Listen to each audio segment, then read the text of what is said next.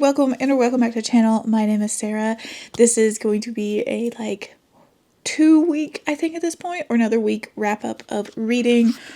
Now, this has been the first full regular week, kind of, for me. The family, we are slowly trying to get back into a regular scheduled, everyday pattern instead of spending 8 hours a week at my husband's childhood home. We've been cleaning it and trying to get it unpacked, things like that. And this is our first week of not doing that every day for 8 hours a day. So this week was hard. Also, my reading has been weird. I'm usually pretty consistent with reading. I tend to say I tend to speak English, but sometimes I don't.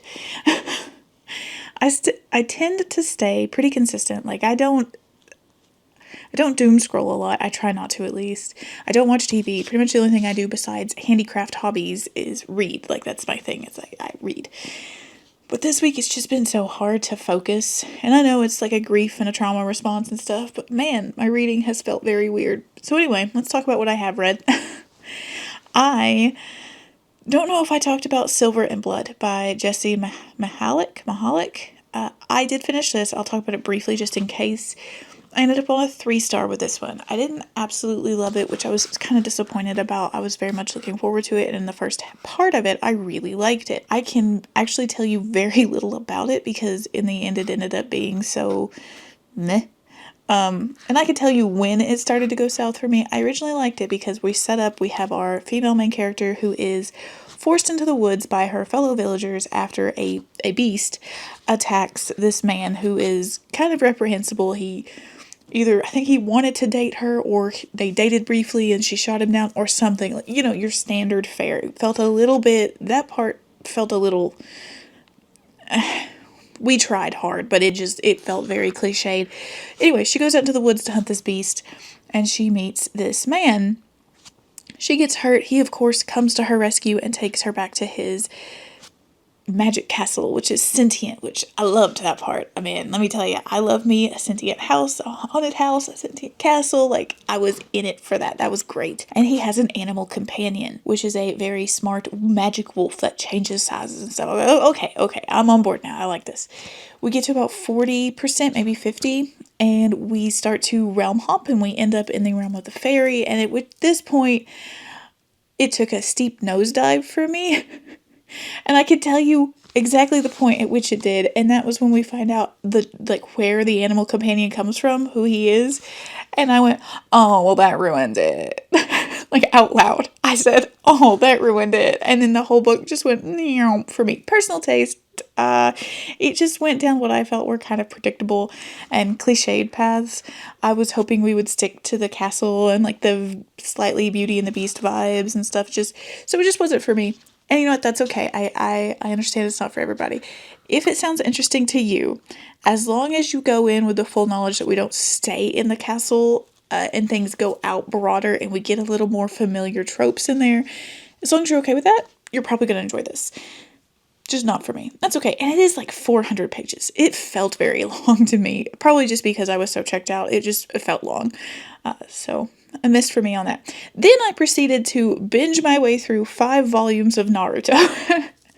And this was a comfort read. I don't do this often. I have read and or watched Naruto more times than I am willing to admit on camera. A lot. Let's just say a lot. I don't do this often. It has been many years since I have revisited Naruto. I had an intention to do this earlier as a casual thing, but there was a couple of days, was it last week or this week, I could not focus and I didn't want anything except something comforting, right? Something that felt like a hug. And I wanted to read something like that. And I was poking my phone and I was in the library app looking for something and Naruto came up and I was like, oh my god, yes. So I read through 5 volumes in a day and a half. I can't give you a biased review. I read Naruto as it was coming out. I was working in a bookstore at the time. I believe this was when I got these. Either way, I was buying these single volumes as they were coming out. So I don't have a lot of unbiased opinions about Naruto. I really like Naruto. Especially those first 5 volumes and the Great Bridge arc, what happens there. With as many times as I've read and seen this, that final couple of panels, oh, makes me cry every time. Makes me cry every time. After that, we go into the Chunin exam, which is not my favorite, like, arc. I think I will push through it and get to the, like, next training arc, which I do like. But, yeah, so I read 5 volumes of Naruto. I needed something comforting, and that's where I went. I could have sat and watched Sense and Sensibility and gotten the same, like, comfort hug, but instead I read about ninjas in the woods arguing. Anyway, I did finish a nonfiction book. I finished I Told You So by Matt Kaplan. Again, not my favorite, and I know why. I know why this one's not my favorite, and this is actually just all down due to timing on this. I read and talked about in my last wrap-up video, The Great Shadow, and that was a medical history book about disease and sickness and how it has been with humanity and shaped humanity throughout history. This is a book about scientists who have been scorned or shouted down in history for their theories, oftentimes, and this, in what he uses as examples, in this case, all right theories that are later found to be right, but the scientists were treated poorly because of their time period and their perceived notions at the time. And this one started out super fascinating because Matt Kaplan has a history in paleontology, which is another pet subject of mine that I really enjoy. And he's talking about paleontological, there we go, debates and different scientists who have been mistreated, especially women scientists, based on gender and their ideas and how it would shake up and prove other ideas wrong. Fascinating stuff. Loved that. I also had no idea that scientists could be quite so mean to each other, especially when the scientific method calls for you to test things with your peers. So there's that. At least modern day scientists. I knew they did it in the past, like, obviously, but modern day scientists, I was like, gosh. Anyway, he goes into using medical history as examples, and this is where it got a little boring for me. This book is only 288 pages, but I was like dozing off in places because I just read The Great Shadow, which covered the period in medical history where we've got women dying of this fever, doctors are arguing over whether you should wash your hands, and then we've got doctors who went off and ended up like losing their minds because they had the right idea, but they were shouted down and treated poorly, like all this stuff. That is covered again in this. So it's like 2 weeks back to back I read the same subject. So ultimately, this would be really good had I not read The Great Shadow right before it. So know that going in. If you're incredibly familiar with that topic, if you've read The Butchering Art or The Great Shadow or anything like that where it covers that period of time, this just kind of rehashes that, and I don't know if it's worth picking up if you're already super familiar with that. But if you are not, and if you're interested in it, this is a shorter version that is very interesting, and it does add a few other things in, like I said, some paleontology ideas, like the idea that scientists had a few years ago where they were like, oh, we could tell the color of a dinosaur based on these, blood fragments that we found in the bones, and then it's come to find out, that may not be the case. So things like that, it is mentioned, but it relies really heavily on the medical history part, which ended up making it a little dull for me. But that's not the book's fault. That is timing on my part's fault. Another nonfiction that I did finally finish. I had been reading this for so long. I picked it up last year, and I picked it up on ebook, and I got a little bit of the ways through it, and I was like, oh, I'm enjoying this, so I bought the physical book to read, but I just didn't get any time to read it physically, so it sat on my desk for so long. So I was finally like, okay, I'm driving half an hour, or a full hour, almost every day, down and back to my husband's job at home, so I'm going to get an audiobook. So I picked this up on audio to listen to, and I'm going to admit I didn't like the narrator very much, but I did finish it, and it was pretty funny, and that is Unruly by David Mitchell. And this is a very snappy, humorous take on England's history up into Queen Elizabeth, and it is, I think it means to be funny more than it means to be historically accurate, which is okay. But just know that going in, if you want like a quick Spark Notes almost style summary with humor, this is a fun one to pick up. He is very snippy and snappy, and I enjoyed that at times. I do wish we had gotten more information on some things because it would have been fun to have a little more solid info as opposed to funny jokes. But I am happy that I read it. And I am looking forward to looking more into some of the people that he talked about in the book. So there's that. I don't know that I would recommend it for any in-depth sort of reading, but if you want something like fun and introductory, this might be a good place to start. And the shining star, the first 5-star read of 2026 that I absolutely loved, broke my heart, and I loved it, and that was The Poet Empress by Shen Tao. I love this book. Can you see? I hope you guys can see how pretty it is.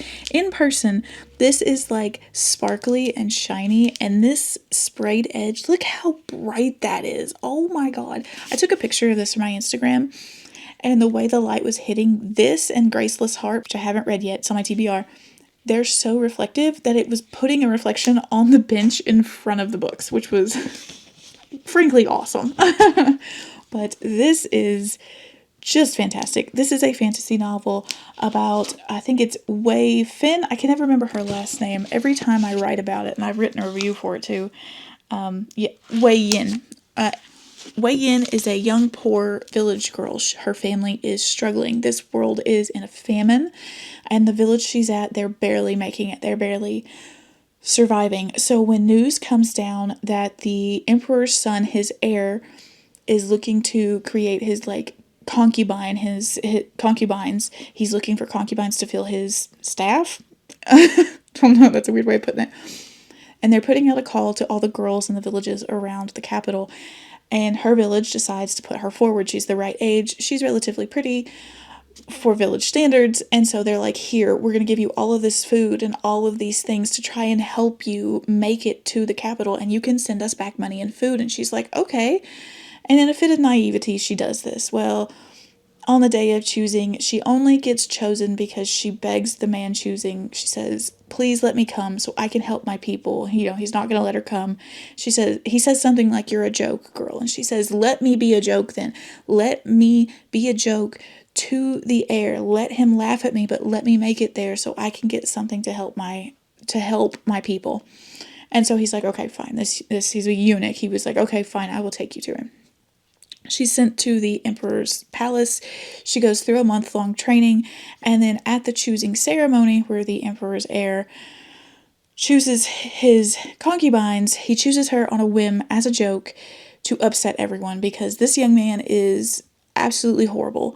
And I don't mean that and this is not a romantasy. I have seen some people say it is. I 1000% would not say it is. He is a bad boy. He's not a good person. He's not a shadow daddy. He is a bad person. He hurts her. He tortures her. He kills people indiscriminately. He is a broken and destroyed man. Some terrible things happen to him, and over the course of the story, you find that out. You find out what took a sweet little boy, because you get his history and his brother's history from the time they are little, and turned him into a monster of a man. Because Wei has to find this out so that she can stop him. She can stop him before he begins a tyrannical rule. The beginning of this, the pitch on the cover right there says, love is a weapon. She has to write a special poem because the magic in this world is based around literacy and writing, called a heart song poem. I think it's a heart song poem. But to do that, it has to be a love story. It has to be written with love. So she has to find out his history, and she has to put her feelings into it. Like, she has to learn to love him, or what she wants for him, or what she wants for the empire, what she wants for the people around him. And she has to learn all this. And it is the story of her learning those things and her struggling to survive in this palace that is out to kill her and out to, knock her out, take her place, that sort of thing. It is stunning. It is a beautiful, beautiful book. It will upset you. So please look into the topics. If there's anything that has to do with death, child abuse, anything like that that might upset you, torture, this has that, some of it in spades. So please be aware. I know some people don't like to read things like that, but this deals with some heavy stuff, but it is absolutely beautiful, heartbreaking, and beautiful. 5 stars. Best book of January. If I manage to get a best books of the year up next year for this year, this is going to be on the list. I will probably be rereading it. I might try it on audio even. Oh, I bet it's beautiful on audio. There is poetry in this because poetry is like the way most people write their spells and the magic in this world. So just 10 out of 10, 5 out of 5, every star. If you take one recommendation from me in the next few weeks this year, so far it's going to be this one. The Poet Empress. Beautiful, beautiful book. I loved it. Now, what am I reading right now? It is currently beginning to snow. It's snowpocalypse. I'm in Tennessee, so I'm right in like the area that was supposed to get hit. So we'll see if my power lasts. That's the thing about the South. People are like, you're making a big deal of snow. We don't have a good infrastructure here. Our power lines can get knocked down super easy. So if I have power, I'm probably honestly just going to play some video games with my husband and my daughter for a while this weekend and try to relax and vibe because reading has not been on the forefront, but I do have some things going. I am now listening to the audiobook of The Dawn of Everything. I have slowly made my way through this the past few months and I decided to switch to audio because that worked well for me for Unruly, and so I am listening to this. And then I have the new Tea Kingfisher, which is 9 Goblins. I'm very excited. Anyone who's watched me for any amount of time knows I love Tea Kingfisher. She is my favorite author. So very excited for that. And then my aardvark book was This House Will Feed. And this is a horror book based around the Irish famine. So I am very excited to read this and try it out. The first line, if I remember it right, let me read it to you because I accidentally opened the book. I was just going to stick the bookmark in it, and I glanced at the first line and went, oh my god. So the first line of this is, the taste of my brother's flesh still haunted me. Okay. That sounds terrifying. Thank you. Cannibalism, I guess, but, if you know the Irish famine, I guess it's not surprising.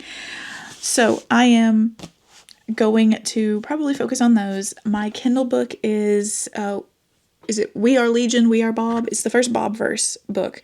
I have the second book as well, so I'll probably read those on Kindle. If the power goes out, that's primarily what I'm going to be reading, is the Bob verse books, and then Artifact Space by Miles Cameron, which I have a physical copy of upstairs, is also on the to read very soon list. That's it. I'm going to be honest, I kind of forgot how to film these.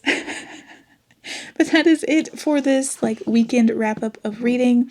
Next week I am going to try and film my Should You Read for December and January, and a Friday weekend reads then as well. But it is my daughter's birthday next week. She turns 6 years old. We had a little birthday dinner today. We're going to my family tomorrow, and then she's having a proper party at Chuck E. Cheese and everything next week. So it's going to be a little busy, but that's the goal. I'm hoping to get a Should You Read up for those 2 months. And another Friday Reads next week. So I will see you then. Let me know if you've been reading anything fantastic and what you thought. Please pick up The Poet Empress. If you haven't, if you are on the fence, I fully recommend it. And if you do, I would love to know what you think, good or bad. It's okay if you don't like it, but I loved it. But that is it for today. Thanks so much for watching, y'all. I will talk to you guys again next week. Bye.